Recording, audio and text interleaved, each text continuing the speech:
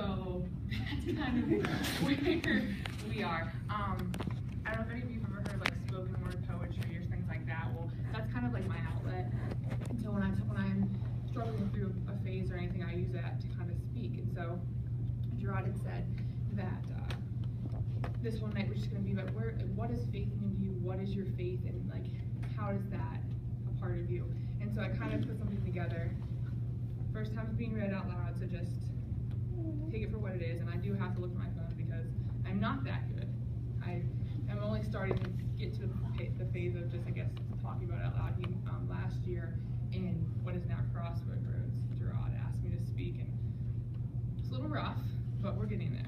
So this is what faith means to me, or what my faith is. A very dear friend of mine once asked me, why do I believe? How can I walk so blindly behind a man, a spirit, a God that I will never be able to grasp with human hands? How do I justify the wickedness of this world if I follow a God so loving and powerful? She said so confidently to me, don't you see that you are just a puppet on a string, controlled by all these rules you can't even explain? As I absorbed these words, I felt so empty. How do I answer her? What if some days I feel the same way? Is my faith big enough to shadow those doubts? Is my faith big enough to overcome the evil we live in? Is my faith, my raw faith, enough? But then I remembered this silly song I learned in Sunday school when I was little. How big is a mustard seed? It's all the faith that you will need to move that mountain into the sea. It fits inside that seed. God never asked us to move mountains, but to have faith that He can. He never asked us to dive into the crashing waves, but to have faith that His voice alone can calm the storm. He never told us to put this life on our shoulders, but to have faith that He will carry us as He walks in the sand. So why do I believe? Because God does not need or want me to be anything more than what I am right now. In my insecurities, my shame, and my guilt, He calls me precious. When my sins are overwhelming, He chooses me. When my imperfect faith is deafening, He showers me with grace and mercy. When I question my worth, He drowns me in love. So with the widest of grins, I said to her, I don't know if I have the answer you need, but I'm reminded of this. God is the same yesterday, today, and tomorrow. And despite my doubts, He decides every day to have faith in me. So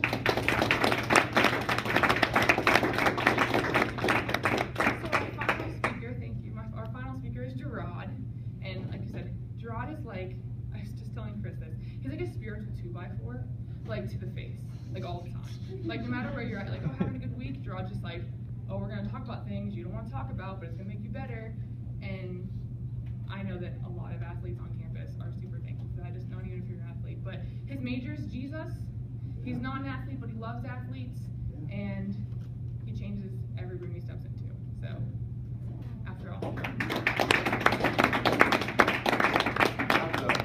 Really cool privilege of talking more about Jesus than myself, right? Not saying that they didn't talk about Jesus, but you get it. All right. So you ever heard the story, You Are Mine by Max Lucado? You guys know what I'm talking about? I think it's Max Lucado, a little Punchinella. You guys know? Oh man, I love Punchinella. And so if those of you don't know, I'm gonna give you a quick abridged version of the story, right? So there was this wood carver named Eli who was in his little wood shop, and he was carving out little wood people to put out into his little wood world. I don't know why it's wood, but that's why they made it, all right? Little wood world, and then he sent them out to go and play. And as they would play, they came up with this system that if you were good at what you did, we would give you gold stars. So if you were able to lift up a chair, you got a gold star. If you did a push-up, you got a gold star. If you can jump over boxes, gold stars. If you stopped without stuttering, gold star. But then, if you failed at something, they would give you a gray dot. So if you went to lift up the chair and got beat, you got a gray dot. If you went to jump over the chair and didn't, you got a gray dot. If you stuttered over your words, you got a gray dot. And so throughout life, Punchinello never got any gold stars. only received gray dots, right? And so every time he would try to do his things, he would get a gray dot, and everyone else would be a mixture of things. But then one day he met this girl named Lucia, and then when she walked through, she didn't have any gold stars or any gray dots. And Punchinello was like really confused. He's like, what happens with this? And so everyone else is like, yo, you have no gray dots. Here's a gold star. But every time she would give her a gold star, it would just fall off. It's like, well, you have no gold stars, so we give you some gray dots. And every time they put a gray dot on her, it would fall off. And it's like, what is going on? This is crazy. So Punchinello was like, I need what she has. Why doesn't it stick to her? And so she talks to him, she goes, every morning I speak to Eli, the wood carver. And he was like, okay. And she goes, try it. And so the next morning, Punchinello wakes up, goes up the giant hill, and goes into the wood shop, and everything is just huge. There's like hammers and things, tables like 10 times the size of him. And he just looks around and he goes, what is this? And he goes, hello, in his little weak wood voice. And here's nothing back in return. Get ready to give up and walk out the door. He hears, Punchinello, you made it. He's like, how do you know my name? And Eli goes, well, I made you. You're mine. Punchinello's so confused. He goes, okay, I'm only here because Lucia told me to come and she got no gold stars. I just want to know. And Eli, being the master carver that he is, picks up Punchinello, puts him on the table, and says, talk to me, which calms Punchinello's voice. And he goes, I just want to know, what does it mean to be able to know who am I really, right? I'm doing my own abridged version, so if you read the book, you don't see this. Know that Max and I work together to make the story. And he goes, and he says, what does that mean? And Eli looks at Punchinello and says, who do I say you are? You are mine. So these gold stars and gray dots mean nothing because you are mine. Do you believe me? And Punchinello, sitting on the table, didn't know if he believed him or not. So Eli said, come back to me each day, and we'll continue to talk about this. And as Punchinello was walking out the door, he was talking to Eli about these gold stars and gray dots, and Eli says, do you believe me? And Punchinello said, yes. And as he said it, one gray dot of the many fell off. As the story goes, you begin to know that who we are sometimes is defined by what everyone else tells us we are. How good we sing, how well we are students, whatever life throws at us. Sometimes we find our identity or our purpose from what people tell us. But we forget that God has already said, you are mine. You are mine. No matter how well you win, no matter how bad you lose, you are mine. I usually think about, in the world that we are today, most of us fight God and don't let him claim us anymore. And most of the work that God is doing is just trying to convince us that we are his. Right? Because most conversations we have about God is usually like, do you exist? He goes, yes, I exist. I created you. Right? Or we say, God, do you really care about me? Absolutely. You're mine. But we question and ask all these different things and try to see, does God know me? And God's always telling us back, yes, you're mine. If you have a Bible or an app or some sort of scroll, open up to Luke chapter 15. It's a story that most of us, if you grew up in the church, you heard about the prodigal son many times. But hopefully I can point out different things that you haven't already heard. And if you have, good for you. Right? So Luke chapter 15. The two parables before is talking about this really sweet story of the lost sheep, where God had this shepherd had 100 sheep, one runs off, and the shepherd runs after the one to sacrifice the 99 because he lost one, and he throws it over his shoulder. The story, the way that I see this story, he throws the sheep over his shoulder, and he goes to celebrate that he has his sheep back. But the one that ran off, he had 99. I am not a businessman at all, right? I would, if you gave me in charge of your business, it will fail. I just want you to be aware. However, I know that if I have 99 sheep and one runs off, I am still winning, right?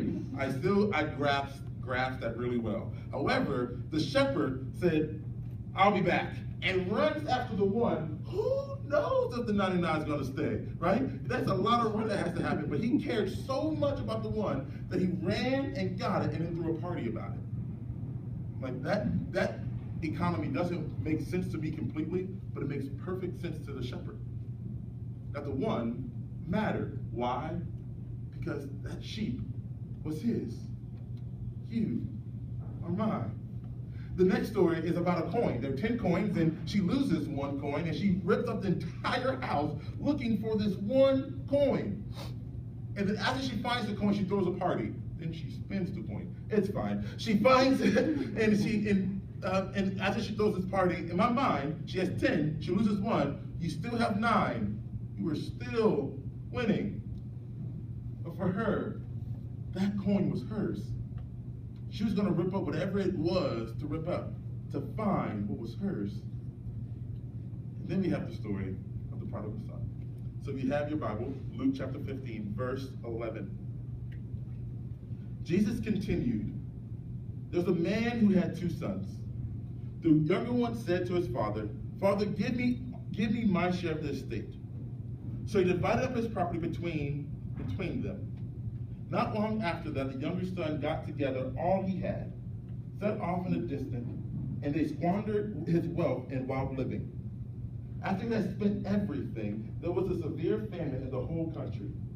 He began to be in need. So he went and hired himself out to a citizen of that country, who sent him to the field to feed pigs. He longed to fill his stomach with the pods that the pigs were eating, but no one gave him anything. When he came to his senses, he said, how many of my father's hired men have food to spare? Here I am starving to death. I will set out to go back to my father and say to him, Father, I have sinned against heaven and against you. I am no longer worthy to be called your son. Make me like one of your hired men. So he got up and went to his father. But while he was a long way off, his father saw him and was filled with compassion for him. He ran to his son, threw his arms around him and kissed him. The son said to him, Father, I have sinned against heaven and against you. I am no longer worthy to be called your son. But the father said to his servants, quick, bring the best robe and put it on him. Put a ring on his finger and sandals on his feet. Bring the fattened calf and kill it. Let's have a feast and celebrate. For this son of mine was dead and is alive again. He was lost and is found. So they began to celebrate. Meanwhile, the older son was in the field. When he came near the house, he heard music and dancing. So he called one of the servants and asked him what was going on. Your brother has come, he replied. And your father has killed the fattened calf because he has him back safe and sound. The older brother became angry and refused to go in. So his father went out and pleaded with him. But he answered his father, look, all these years I've been slaving for you and never disobeyed your orders. Yet you never gave me even a young goat so I can celebrate with my friends. But when this son of yours has squandered your property with prostitutes, comes home, you kill the fattened calf for him? My son, the father said, you are always with me, and everything I have is yours. But we had to celebrate and be glad because this brother of yours was dead, is alive again. He was lost and is found. So the story talks about two different guys. The first guy is this young man who goes up to his father and says, I want my part of the inheritance, usually the part that I get once you're dead. Even though you're living, I still want it. Thanks, right? So the father, in his wisdom, gives up his half the inheritance, gives it to the son. The son runs away and just does things with it. He loses it all. And as he is eating with the pigs, he is then asking the question of, like, my father's house, slaves are eating better than this. But look at me starving, so I'm going to go home. And he prepares this long speech.